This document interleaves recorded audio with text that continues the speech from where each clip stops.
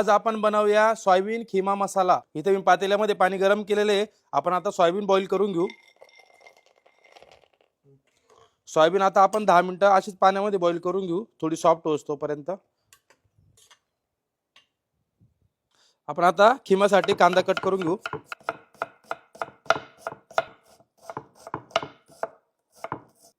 आपण आता टमाटर कट करून घेऊ।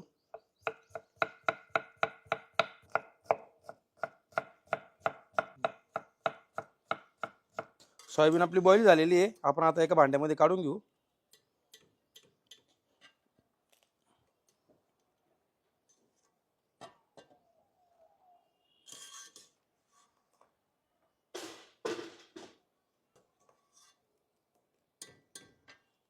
सोयाबीन थंड करून त्याचं पाणी काढून घेतलेलं आहे आपण आता मिक्सर जार मध्ये सोयाबीन काढून घेऊ आणि जाड बारीक दळून घेऊ।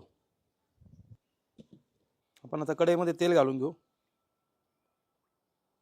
तुम्ही काही खडे मसाले घेतलेले आहे, दालचिनी, काळी मिरी, लवंग, तेजपत्ता आणि जिरे। बारीक चॉप केलेला कांदा घालून घेऊ।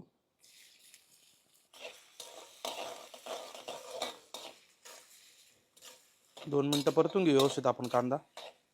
मीठ घालून घेऊ चवीनुसार, थोडीशी हळद मिक्स करून घेऊ। कांदा व्यवस्थित परतून झालेला आहे। आपण चॉप केलेले टमाटर घालून घेऊ। टमाटर आपण 2 ते 3 मिनिटं असेच परतून घेऊ सॉफ्ट होईपर्यंत। कांदा टमाटर व्यवस्थित फ्राय झालेले बघू शकता तुम्ही, चांगलं तेल पण सुटलेले। आता आपण त्यामध्ये अद्रक लसूणची पेस्ट घालून घेऊ, व्यवस्थित मिक्स करून घेऊ। अद्रक लसूण पेस्टचा कच्चापणा जाऊस तर असंच फ्राय करून घेऊ आपण आता काही मसाले घालून घेऊ यामध्ये। काश्मीरी लाल मिर्च पावडर आहे, हळद आहे, मीठ, दाणा पावडर, किचन किंग मसाला, गरम मसाला, अर्धी वाटी कांदा लसूण मसाला।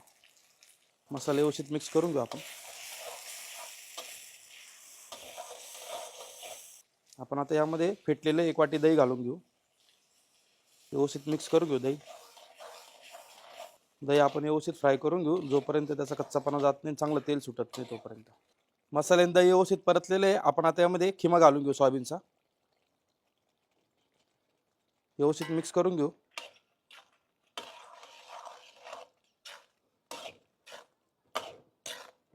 खिमा व्यवस्थित मसाल्यांमध्ये मिक्स झालेला आहे। आपण आता त्यामध्ये थोडंसं शिजण्यासाठी पाणी घालून घेऊ, मिक्स करून घेऊ व्यवस्थित। आपण आता खिमा 5 मिनिटं असंच वाफेवर शिजवून घेऊ। 5 मिनिटं झालेले, आपण झाकण काढून घेऊ।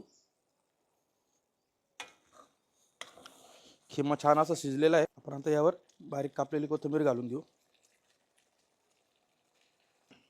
मिक्स करून घेऊ।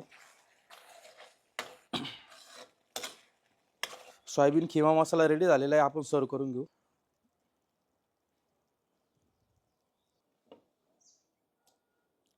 हा सोयाबीन खिमा मसाला तुम्ही चपाती किंवा पराठ्यासोबत खाऊ शकता।